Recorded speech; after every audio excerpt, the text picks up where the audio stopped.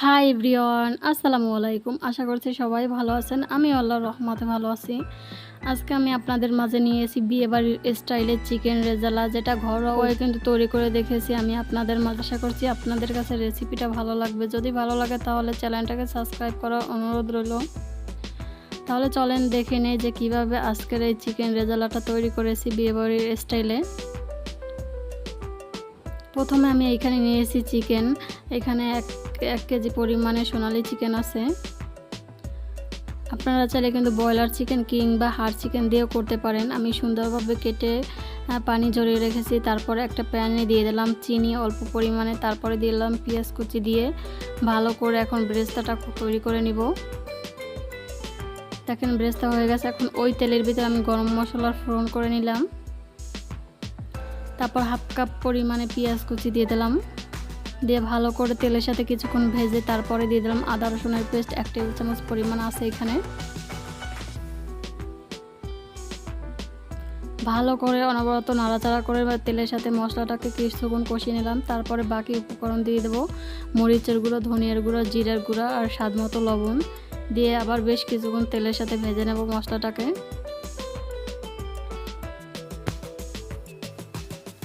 খুব ভালো করে ভাজা হয়ে গেছে। এখন মশলাটা কষানোর জন্য অল্প পরিমাণে পানি দিয়ে দিলাম আমি। মশলাটাকে ভালো করে কষিয়ে নেব এখন।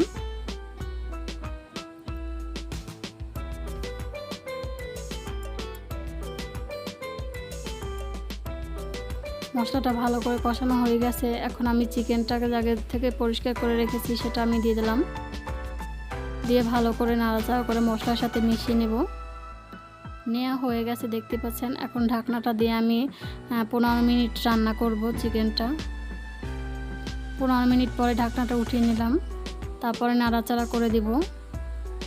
দেখেন অনেকটা কিন্তু পানি বের হয়েছে মাংস থেকে। নাড়াচাড়া করে মিক্স করে নিলাম।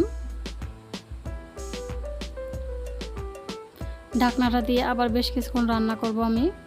যেহেতু হাড় চিকেন সেই জন্য কিন্তু একটু ঢাকনা দিয়ে আপনার সময় করে রান্নাটা করতে হবে। মিডিয়াম টু লো আছে দিয়ে রান্নাটা করতে হবে, নয়তোবা কিন্তু পুড়ে যাবে। দেখেন ভালো করে কিন্তু নাড়াচাড়া করে মিক্স করে নিয়েছে। আবার কিছুক্ষণ ঢাকনা দেবো আমি। হতে থাক এই ফাঁকে একটা স্পেশাল মশলা তৈরি করে নেবো। দিয়ে দিলাম টক দই, হাফ কাপ পরিমাণে পেঁয়াজ ব্রেস্তা যে ভেজে রেখেছিলাম সেটা থেকে দিয়ে দিলাম কিছু, আর দিয়ে দেবো বাদাম। আমার হাতের কাছে কিন্তু এই বাদামটা ছিল সেই জন্য আমি এটাই দিলাম। আপনাদের কাছে যেটা থাকবে সেটা দিয়ে আপনারা করতে পারেন এই রান্নাটা। তারপরে পেস্ট করে নিলাম মশলাটা। দেখেন এদিকে মাংসের কালারটাও কিন্তু চেঞ্জ হয়ে গেছে, প্রায় সিদ্ধ হওয়ার অবস্থা। এখন নাড়াচাড়া করে মিক্স করে নিব। ভালো করে মিক্স করা হয়ে গেছে। এখন আমরা যে আগে থেকে মশলার একটা পেস্ট তৈরি করে রেখেছিলাম সেটা আমি দিয়ে দিলাম, দিয়ে ভালো করে নাড়াচাড়া করে মিক্স করে নেব। আর হ্যাঁ, এই পর্যায়ে কিন্তু আপনারা অবশ্যই একটু টমেটো সস দেবেন। আমি দিয়েছিলাম কিন্তু স্কিপ হয়ে গেছে। মশলাটা এই যে কষাবেন তখনই দিবেন। তারপরে ভালো করে এখন মশলাটার সাথে চিকেনটাকে কষিয়ে নিতে হবে। এখন আর ঢাকনা দেব না, ঢাকনা ছাড়া বেশ কিছুক্ষণ কষিয়ে নিতে হবে। যেহেতু বাদাম আছে এখানে, বাদামটা দিয়ে ভালো করে একটু কষিয়ে নিতে হবে। খুব ভালো করে অনবরত নাড়াচাড়া করে কিন্তু আমি চিকেনটাকে কষিয়ে নিতে আসি। আর এইখানে 4টা মরিচ আমি মাঝখান থেকে ভেঙে দিয়ে দিলাম।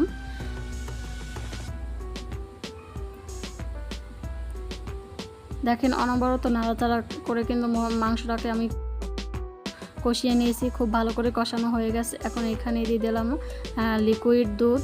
অবশ্যই লিকুইড দুধটাই দেবেন পানির পরিবর্তে, সেক্ষেত্রে কিন্তু আসল রেজালার স্বাদটা পাবেন দুধটা দিলে। দেখেন ভালো করে ঝোলটা ফুটে গেছে। এ পর্যায়ে আমি দিয়ে দিলাম অল্প কিছু চিনি স্বাদটাকে আপনার ব্যালেন্স করার জন্য। তারপরে দিয়ে দিলাম আলু বোখরা আর হাফ চামচ পরিমাণে কিন্তু কেওড়া জল দিয়ে দিলাম। এখানে যেহেতু বিয়েবাড়ির স্টাইলে বলেছি সেই জন্য বিয়েবাড়ির একটা সেন্ট আসবে এই চিকেন রেজালাটা থেকে, সেই জন্য কিন্তু দেয়া। অবশ্যই দেবেন, চেষ্টা করবেন দেওয়ার। তারপরে ঢাকনা দিয়ে আমি 10 মিনিট রান্না করব, মিডিয়াম টু লো আছে। দেখেন ঝোলটা কিন্তু খুব ভালো করেই ফুটে গেছে। এখন আর ঢাকবো না, এখন নাড়াচাড়া করে ঝোলটাকে একটু গাঢ় করে নিব। এই পর্যায়ে আমি কিছুটা গুঁড়া দুধ অ্যাড করে দিব। এটা স্বাদটা কিন্তু দারুণ আসে। এই পর্যায়ে একটু গুঁড়া দুধ অবশ্যই দিবেন। দেখেন কালারটা কতটা লোভনীয় দেখাচ্ছে এখনই। খুবই মজার হয়েছে। আপনারা যদি না তৈরি করে খান এভাবে, অবশ্যই একবার তৈরি করে খাবেন, তাহলে বুঝতে পারবেন যে ঘরোয়া সুন্দর করে কিন্তু বিয়েবাড়ির স্টাইলের চিকেন রেজালাটা তৈরি করে নেওয়া যায়। দেখেন আমি কিন্তু চুলার আঁচটা বন্ধ করে দিলাম। দেখেন খুব সুন্দরভাবে কিন্তু হয়ে গেছে, আমাদের তৈরি করে নেওয়া হয়ে গেছে চিকেন রেজালাটা। দেখেন কতটা লোভনীয়, যেমন দেখতে লোভনীয় হয়েছে, খেতে কিন্তু দুর্দান্ত স্বাদের হয়েছে। একবার অবশ্যই ট্রাই করবেন এবং আমাকে কমেন্টে জানাতে পারেন আপনাদের কাছে আমার রেসিপিগুলো কেমন লাগে। যদি ভালো লাগে তাহলে অবশ্যই চ্যানেলটাকে সাবস্ক্রাইব করার অনুরোধ, আর লাইক কমেন্ট শেয়ার করতে ভুলবেন না। দেখেন কতটা লোভনীয় কালারফুল দেখাচ্ছে।